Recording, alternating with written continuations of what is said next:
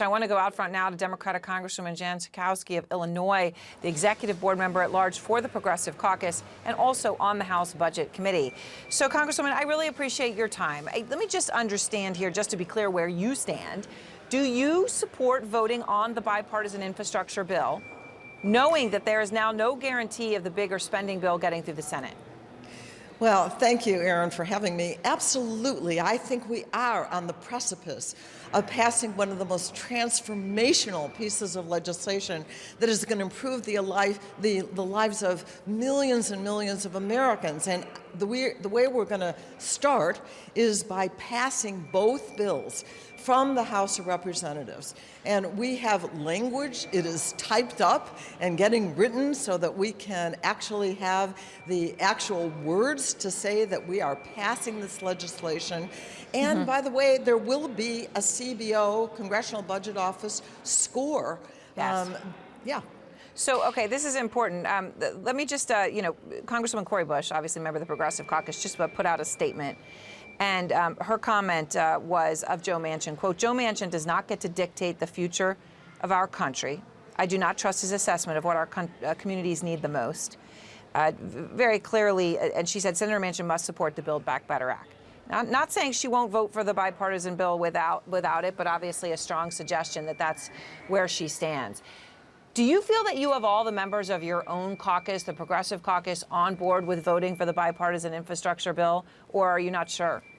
Oh, no, there's absolutely no question that when we do the two of them together, and that is part of the president's framework.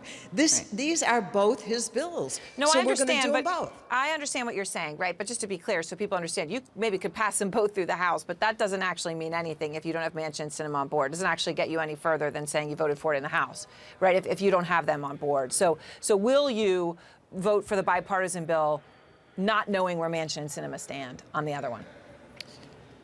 I'll vote for the bipartisan bill, and I'll vote at the same time. What the Senate is going to get from the House of Representatives is both bills, and I trust the President of the United States. When he came to us, he thought, and I hope he's right, that the Senate will pass the bill. So I'm looking forward to doing what he wants, following the president's leadership. And I do believe that we're going to get it done, including Joe Manchin and Kyrsten Sinema.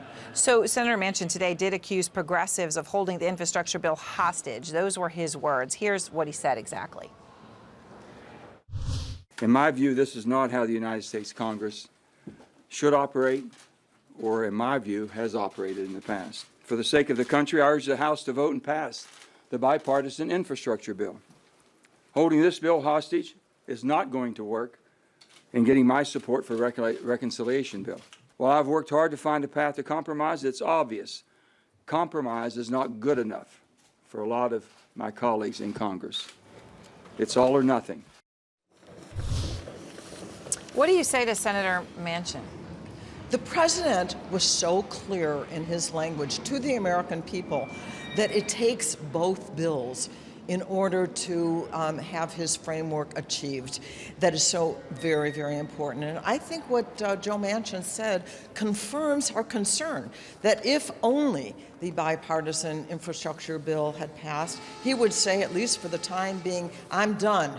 We're not going to do the other part of the bill. So I think this enhanced the president's ability to get his goals achieved. And I understand, look, you got to have faith in the president. I understand that's what you're doing. You're putting your faith there. But what makes you feel that Manchin and Sinema aren't going to do exactly what you just said they would have done originally, which is, okay, great, we got our bipartisan bill. That's all we ever wanted.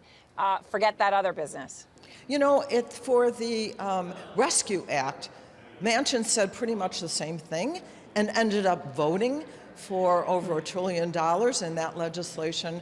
I am hoping that he is not going to take the responsibility for taking away child care, housing that we haven't had ever in the United States of America, more affordable housing, the child tax credit, and finally having some long-term care, home and community-based care in this country. We have never had a policy before.